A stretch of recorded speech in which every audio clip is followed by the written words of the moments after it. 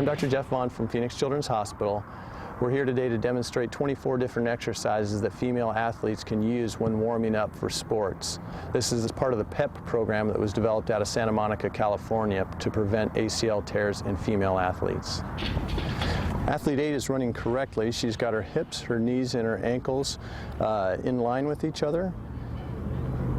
And she's not running with her ankles out to the side or her knees pointing in. Athlete B is demonstrating the incorrect method of running. She's whipping her heels out to the side and pointing her knees in.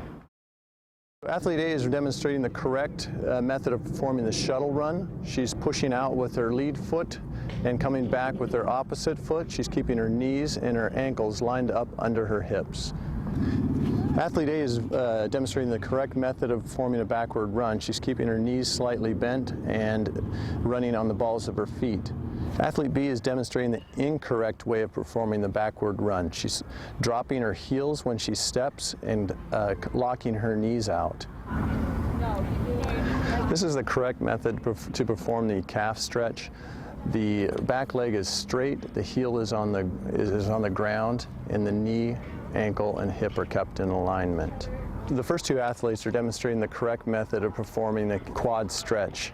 The knee is in alignment with the hip, and the athlete is well balanced. The athlete furthest away is showing the incorrect method. She's out of balance, her knee is off to the side, and her heel is out to the side. This is the correct method of performing the figure of 4 hamstring stretch. Each athlete has her back straight. She's leaning forward in line with her knee and ankle and is not bouncing. This is the correct method of performing the inner thigh stretch. The athletes are reaching towards the center. This should be performed for 10 seconds without bouncing. Then it's performed on each leg individually, reaching to that leg for 10 seconds. This is the correct method to perform the hip flexor stretch. The ankle and the knee, again, and the hip are in alignment.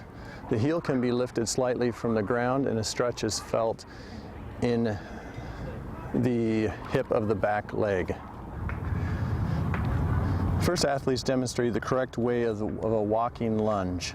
Her hip, knee, and ankle are in good alignment, and she's keeping her back straight. The important part in this exercise is that you can always see the front of your toes. This is the Russian hamstring. The back partner supports the patient's ankles. She leans forward as far as she can while keeping her back straight and feeling the exercise mostly in her hamstring. This is the single toe calf raise. The athlete should maintain her balance while slowly coming up on her toes. The knee should maintain alignment with the hip. This is the side hop. Notice how the athlete keeps her knees in alignment with her ankles and her hips. It's a plyometric exercise, so she should attempt to land softly on the balls of her feet.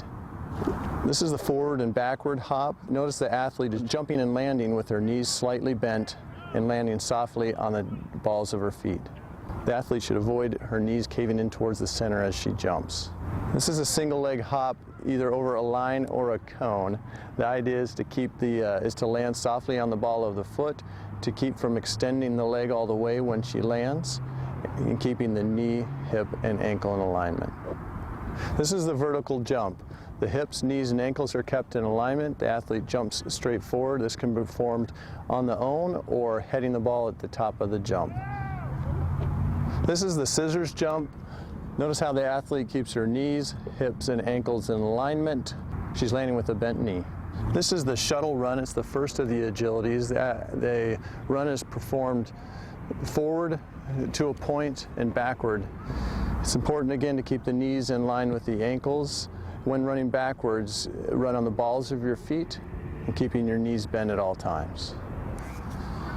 This is the diagonal run. The athlete runs forward to a mark and then diagonally runs backward with the correct technique of keeping the knees over the ankles and with the knees bent the entire time and running on the balls of the feet. This is the bounding run. This is increased hip strength and speed. The athlete keeps her knees, hips, and ankles in alignment while bringing her knee forward to 90 degrees. This is bridging. The athlete lifts her hips from the ground, then brings one knee up in straight alignment with the hip and the knee and the ankle 10 reps are followed by 10 reps of the opposite leg. These are abdominal crunches. They're performed with your fingers interlocked behind your head, gently supporting your head as you come up into a curled up position. This is a knee to chest stretch.